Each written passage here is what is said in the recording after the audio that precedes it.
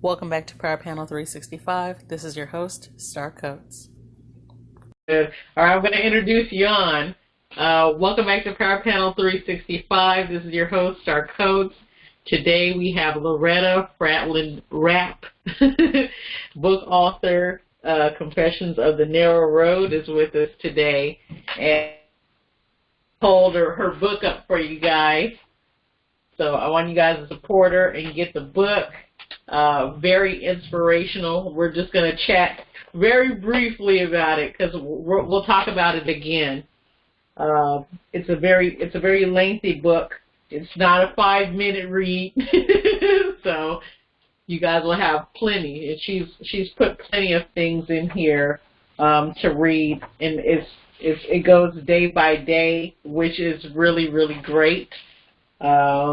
Loretta, let us know a little bit about how things are going for you today, and then we'll talk a little bit about the book. Okay. Well, things are going well for me today. As I said, I'm working on, I created an adaptation of my book, the one that you just showed them, to be used in the tablets that go into prison. I created a course, an online course. And so that's been my big project that I've been working on lately, because the goal is to get the work into the prisoners, and give them the chance to experience the book, go through the confessions, and really look at how they impact them personally. Wow. So I'm going to read something, if you don't mind. It says, I choose to focus on the light, part 2. God will not give anything that is not good. God is the Father of lights, and His light always remains. I choose to receive the good life that is in His light, as I am simply the vessel. I'm just to be, and let Him fill me with mystery. That filling with peace when I recognize that it is not my job to understand the mystery. And I'm just going to kind of pause right there because some things kind of take you by surprise. And I just was talking to another guest about, you coming into recognition and understanding what your role and position is and how God is really in control. I'll finish a little bit. It is my job just to be and let the light of His mystery shine through me that draws others to want to see the greatness of God shining through me. My job is to be. I choose to be and let His light of mystery shine through me so that all mankind can experience the love that is essence of that light. My last guest just was talking about, you shining. And if others see you shining or glowing, they'll want to shine or glow too. And I just feel like it was so crazy that I read this, and then my guest came on and said something like that, and then it's like, wow, Loretta feels the same way, And you express that in your book, and you also give us scriptures to meditate on: John 1 through 9, James 17, Psalms 34:8, Psalms 119, 105. And we won't go through that portion of it right now, but those are just some studies that Loretta gives to us to meditate on some scriptures. But I love that not only do you say something inspirational about how you felt about it, you actually give us some reference to go off of. And then that we go from the book, and you're turning us back to God in a way, You're giving us back. You're turning us back to His Word, to His Scripture. Tell us a little bit about why you decided kind of to do it like that. And I'm going to pause my. Okay. Well, I think the main reason why is because that's how it unfolded for me. So in that I was reading the scriptures, and then I would be inspired to write certain confessions. And as I wrote the confessions, I was like, I really want to meditate on this, and I really want to make sure I know my reference where I came back to. So I just wrote them down on the page, like what scriptures I was reading when I wrote the confessions. And so when I put the book together, I said, I want to make sure that the scriptures are there so you can refer back if you want to refer back and say, oh, this came from John 1:1-5, or this came from wherever. I wanted to make that known and easy to find. So.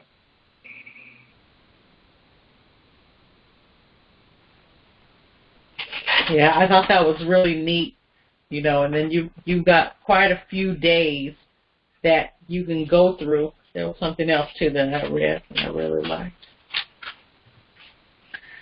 And the questions, once you get to the questions, number 3 says, it's hard for me to rest and wait on God. How can I learn to do this? And I like that you put that question in there, because that is so hard for many of us to do, even to ask that question. And waiting on God, it almost can seem like it can take forever. And you're just like, I really want him to hurry up and answer me, to kind of hurry up.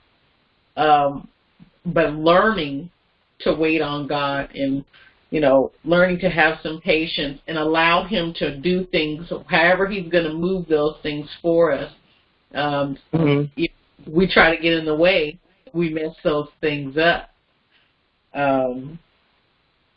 Yeah, one of the things that I talk about, I answered all of the study guide questions and I put them on YouTube. So, or at least I talked about the answers, but in the course that I'm creating right now, I'm talking about my answers to the questions as well. But one of the things that came out of it a lot was it's God's story. It's his story that he's writing, and we are a piece of that story. So when we remember that, it helps us to wait and trust that, okay, he's bringing all these pieces together, and it's going to unfold at just the right moment. So I need to be patient and keep trusting him, because he's been faithful before, he'll be faithful again. So. Wow. And then another question that you said, too, how can I experience the life of ease? And even in that, we know that there's going to be some bumps in the road as we go on through our journey, through our lives. And I thought, with that question, I felt like it automatically reverts back to God, because, he gives us peace, he gives us rest. But I love some of the questions that you set in here to ask yourself, And I think these questions also help us build a relationship with God and to help even understand God and how he works. I love that. Let me see. Here's something else. You say here, you can't go back and change the past. You can only move forward, change your behaviors and beliefs so you can live the life you're supposed to live, one step at a time, choice by choice, moment by moment. Talk to us a little bit about that. It's funny because that's actually one of the ones that I worked on today. What page is that on? This page, 128. Sorry, color.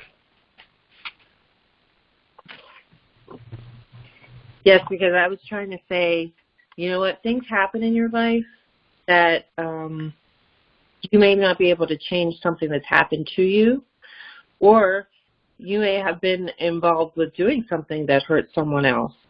You may not be able to go back, change that, but what you can do is adjust your perspective about that situation, thinking about it and saying, you know what, I want to let this person go that I've been holding on to. But the change your behaviors and beliefs so you can live the life you're supposed to live is all about saying, well, maybe there's something in my thinking that's not right, that's causing me to act the way I'm acting. And maybe I need to be open to what God has to say to me and how he wants me to respond, and know that it's going to take one step at a time, so one choice at a time. And sometimes it really is one moment at a time that you may only be able to take a small bit and say, okay, this is what I'm choosing today, and I'm believing that God's never going to leave me, and he's right by my side as I'm making these choices to change my life. Yeah, I love that you put that, like that, in letting people know that you can't go back and change it, but you can move forward and you can do things to make things a little bit better for you moving forward, instead of, harboring or holding on to that past. So you give us some really great insight when you tell us, you can't go back and change it, you can only move forward. And even talking about this section, I guess, give us a little bit. We'll highlight God just for a little bit. Give us a little bit of maybe a story or a situation that you might have gone through where you just, and it doesn't have to be anything really bad, but just something that happened to where God might have moved in your life in that area, and maybe you didn't think that it was something that was going to be able to be changed, or you felt like it was totally outside of your control, but the situation was turned around for you. One of the biggest mistakes that I made was I have bipolar disorder. I live with that disorder. And in 2012 and 2013, I had two manic episodes in 2012 and then another one in 2013. And both of the times my daughter was with me. And the second episode that I had, I had completely lost touch with reality, and I was not safe for her. And I remember leaving her with this old couple that I just met to go follow this delusion in my head, and it was not good, But when I finally got back to her, the police were there. The couple had called the police because it had taken me 2 hours to get back to the house. And I can remember thinking, oh my goodness, well, I'm glad the police are taking my daughter to a safe place, because I knew at that moment I was not able to care for her. And as I look back, knowing that I can't change what happened, my perspective on it changed, which was, God, thank you that nothing worse happened, that she didn't actually get hurt physically or harmed in any kind of way. I'm grateful for that, even though it meant we were separated again, and I lost custody, joint custody that I had gained back from the last episode. And it was very difficult for me. But I will say that God protected us. He protected her. The police took me to a psych facility to get evaluated, and I ended up in the hospital for like 10 days. But God protected me from doing anything that could have really harmed her, and I was so, so grateful for that it happened when it did. He didn't wait for it to go any further. He said, no, I'm stopping it right here. No harm is going to come to this child, and no harm is going to come to her mother. So that was God working behind the scenes and putting a boundary around what could happen in those moments. So I was very grateful.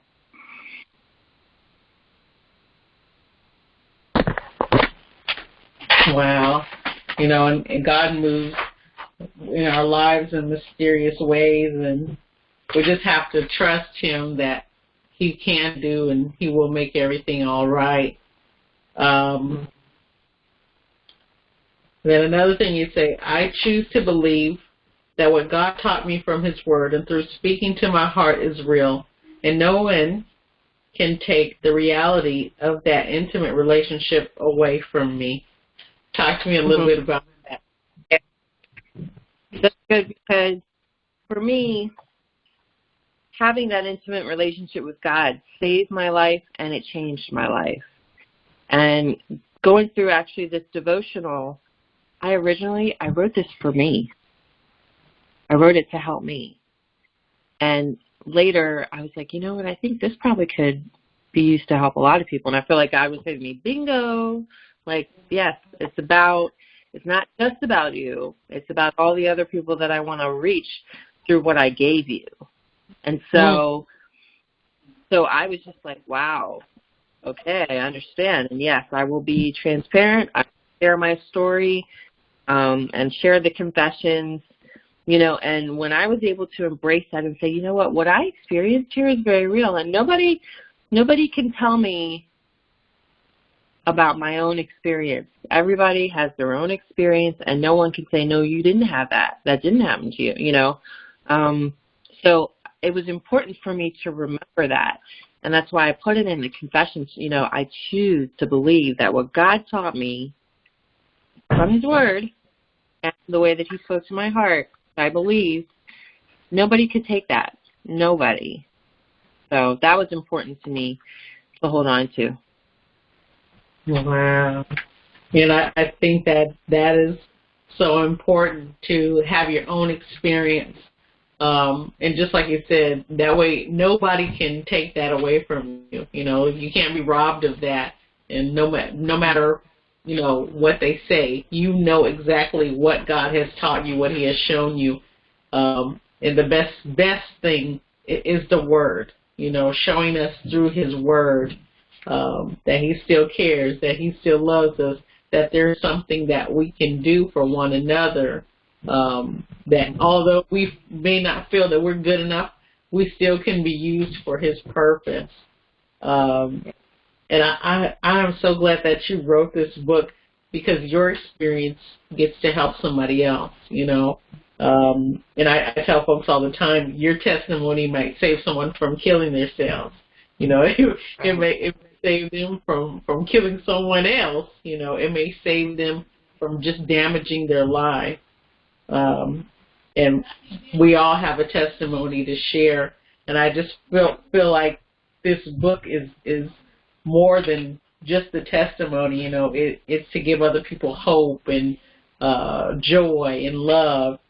And you know, just even you shared a little bit with us before about you know, you taking scriptures from your mother studied, and adding them, you know, to the book, and making a book out of them, which I thought was really inspirational. You know, it's a passed down thing, and now you're getting to share it, not with just your family, but with other people. You know, here I am all the way in California, and there you are all the way in Chicago, and, you know, it's like here we are linking up, and, you know, through the power of God with this book, you know, and everything that he's instilled in you, you get to share that. And you can give back, you know, not just to your community, but now over to mine. You know, I get to share this with my community.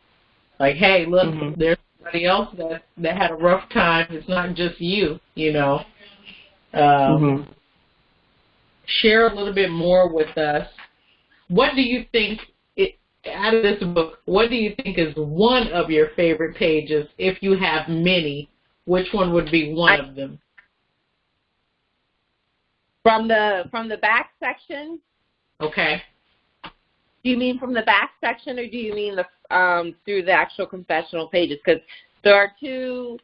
I have two favorite days. Okay. Well, let's start with that.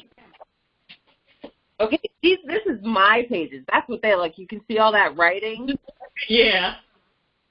Okay, because see, when I do it, I write my notes as I feel inspired, and I read something, and I'm like, oh yeah, okay. So like, when the day is day 15, I choose peace. Okay. And it says, the fact says, I choose to continually work toward peace and allow God to speak on my behalf. I choose silence over arguing or defending, and instead to let God cover me. And I wrote on the margin, I said, God knows the things that are going on in my life. He has a perspective and purpose, and if I choose to be quiet and not try to defend myself, he will speak on my behalf. Wow. And so what I was having to remember is not to argue or defend, especially with my ex-husband, but that I was trusting that God would cover me and he would give me any words, necessary words to speak, Yeah, and so then on part 2 of day 15, after I read this, I wrote, trials are not easy, but if you can get a hold of the fact that it's in the trial that patience is developed, and with patience we can make it through when the enemy tries to discourage you or I was saying that it's good to have pen in hand so that when you go through the confession, it may spark something in your heart and you'll want to get it down and write it down, because the way that this book works and the way that it's worked for me, I've gone through this book maybe 4 or 5 times already. I got it last year. It came out I got my copies in May. And I literally take the book, I go through it for the 40 days, and I review the questions, I answer them, or I review the questions, and then I write extra notes if I have anything more I want to say, because this book is like a journal in that you have the book and you can make notes, and as you do that, it changes you and affects you. So then the next time that you decide to go through it, you get new things, and you can see how you're growing. Yes. And that's the beauty of taking notes, and you can say, oh, wow, that's what I was thinking when I wrote that last year. And, oh, wow, yeah, I guess I do feel that way right now too, or, different things like that. So then, eventually I ended up going to a second book, and I filled that out. And a friend of mine was like, can I do that? It's a powerful tool. My mom actually went through it a second time over Lent. And the more you go through it, the more you get out of it. And the more open you are and the more you get from it, the stronger you become and the more ready you are to face whatever it is on in your life, whatever difficulty you're facing. Because if you think about it, I wrote this book right after, while I was still in the hospital, after that first manic episode with my daughter. Wow. So, place of utter darkness that I held on to Scripture, and it shaped me. So. And with that being said, too, now let me see. You talked about your confessions. So out of your confessions, which one would be one that you really, really like? And I know you have many, but if you can just give us one of your faves. Yeah, I'm trying to find it because I don't remember the number, but it's the one that ends with baby steps. Okay. Let me see if I can find it. Oh no, am I not going to be able to find it because it's long? That's why. But it's maybe it was toward the end. I think it was toward the end. Here. Oh wait. Oh no. Okay, it is a different one, but here it is. Page 180. Okay. This is the one where I was really talking about who I am, understanding who I am. Yeah. So it says, I choose to walk with courage and speak the truth of who I am as a child of the living God. I am healed. I have peace. I am an overcomer. I am covered by the blood of Christ, and angels watch over me and protect me from any harm in any and every situation. I am redeemed. I am free, free to love, free to choose life and good, free to be who God created me to be from the beginning. Amen. And I felt like that was just such an important thing that I needed to hold on to, is understanding who I am in Christ. Because when I understood that, I then felt ready to take on whatever was at, whatever I was dealing with. A lot of times it was having to deal with myself and look in the mirror and say, hey, what's going on here? Like, you're going to be okay. Suicide is not the answer. I know the answer. So it's, well, how do I walk forward with being separated from my daughter and being in so much pain because of that? You know, how do I overcome? And it was by looking back at who I am as a child of God and that Jesus lives inside of me. And because of that power, I can then be okay. You know, and I can make it through no matter what it is, no matter how hard it is. It's possible to overcome your biggest challenge by holding on to the Word of God and getting in touch with who you are as a child of God. And if you don't know God yet, in this book you will learn, and it will teach you who God is, how He loves you, and wants you to give your life to Him. Wow. And the beautiful, these confessions here, so these 62 pages of these highlights, they are all on my my online portfolio. I put them all on there so that if you wanted, you could get it printed on canvas. Okay. If you wanted to do that. So I don't know if we can provide a link later or whatever for that, but that will let, but if they find one that they really connect with, they can get it printed on canvas. That's why I put them on there, so that you didn't have to take it out of the book and put on your wall. You could get one ordered without. Okay, okay. So before we close out, what do you want to end with? A prayer, a poem? Where can we find Loretta? Or, well, that's a good question. And I guess I would have to say, don't give up, because your overcoming can be that life raft that you end up giving to someone else to help pull them out of the pit that they're in, or the waters that they're in. You know, it's really important to be strong and to trust that God will give you strength for the journey, because in the journey there are really good things that you'll experience if you don't give up. So don't quit. No matter what you're going through, you can trust that God is with you and He will bring you through. So I hope that you will get my book and support me in what I'm doing, because basically the money that I get from the books goes right into buying more books so that I can give them out to the libraries that are in prison libraries. So. Well, thank you so much for being on, Loretta. We love having you as a guest. And we will talk more about this book. And we'll send you guys links so that way you guys can find Loretta. And I'm enjoying this book, and I'm so grateful. I'm so grateful. So we're going to close out. Thank you, everybody, for tuning in to Power Panel 365.